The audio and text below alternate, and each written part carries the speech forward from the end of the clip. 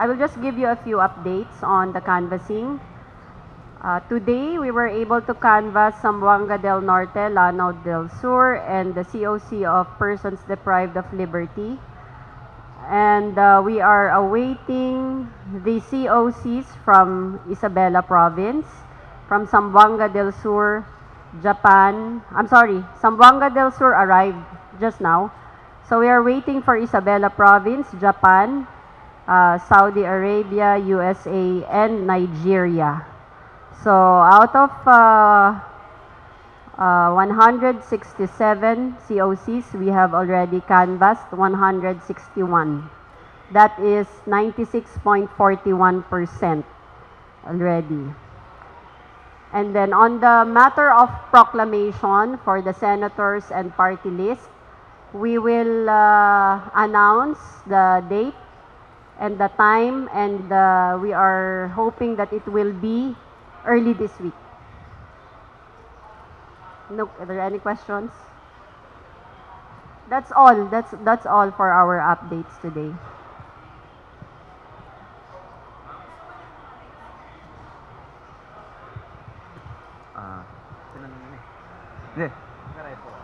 Ma'am, wala pa rin po dun sa substitution on Duterte Youth and other who attempted to substitute their nominees?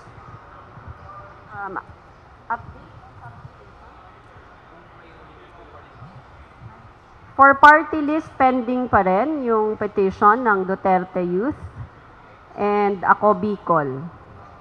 And along with the other two party list applicants for substitution, Amin, Kabalikat, Co-op Campi, Senior Citizens, Ako Bisaya, Buklod, and Butil also have pending petitions for substitution.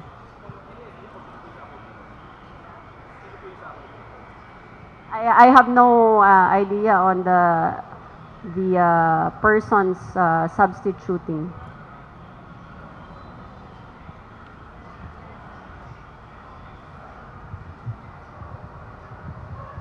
Ma'am, pag sinabi po natin early this week, yung bukas po ba, possible rin na magkaroon ng proclamation? Well, if the votes or the COCs will come in tonight, then we can have a proclamation tomorrow. But since we are having a special elections also tomorrow, it is unlikely. Tuesday ang earliest. So, Tuesday or Wednesday, we will announce. Yung possibility na mag-partial kahit first 10 na senatorial balls? It is possible, but the Commission and Bank wants a 100% proclamation.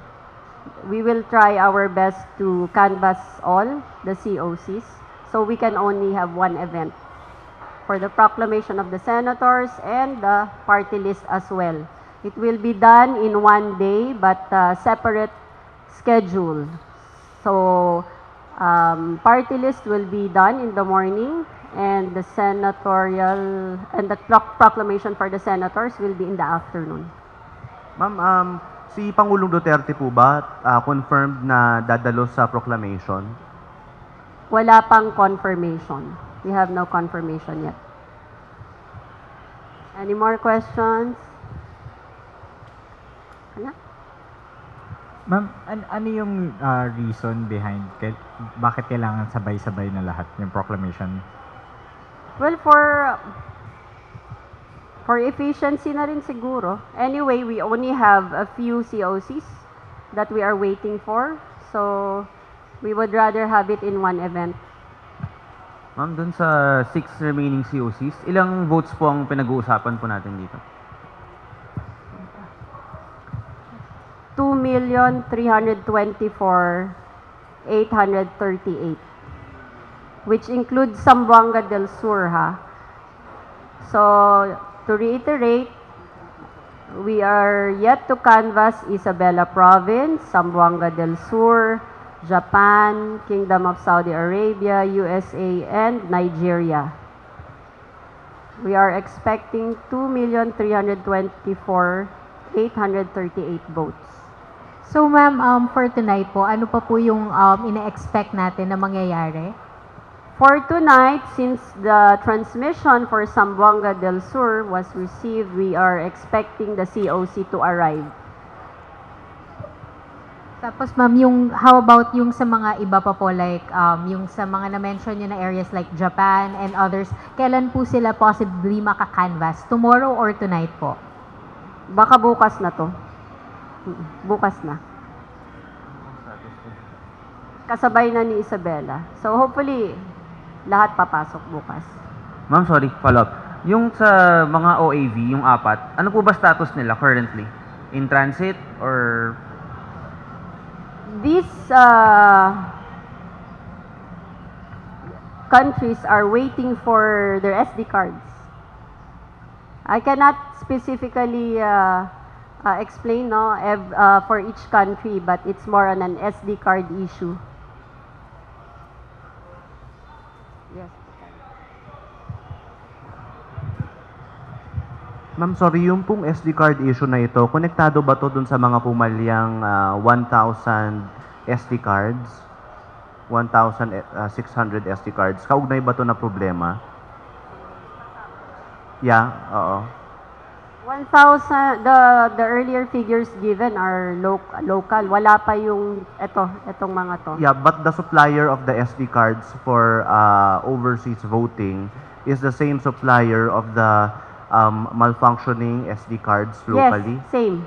Same. In fact, the SD cards are brought here to Santa Rosa for reconfiguration and then sent to the different Philippine embassies.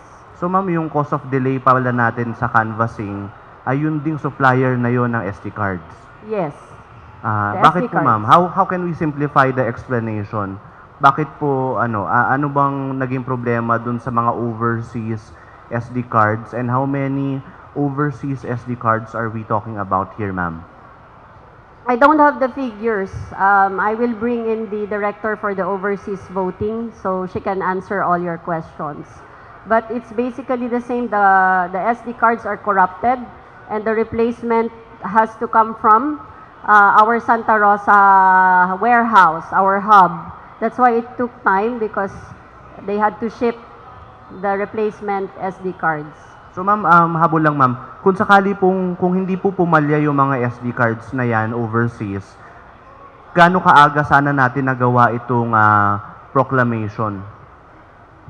Or ilang araw yung nawala sa atin dahil po nasira yung mga SD cards? The last day for their transmission or the election is on May 13 also. So they should have transmitted it at the close of voting, May 13 at 6 p.m. Philippine time. So that should have been the date when they have transmitted all of these votes. 1 week delay ang naidulot nito? Yes, yes. Okay mo.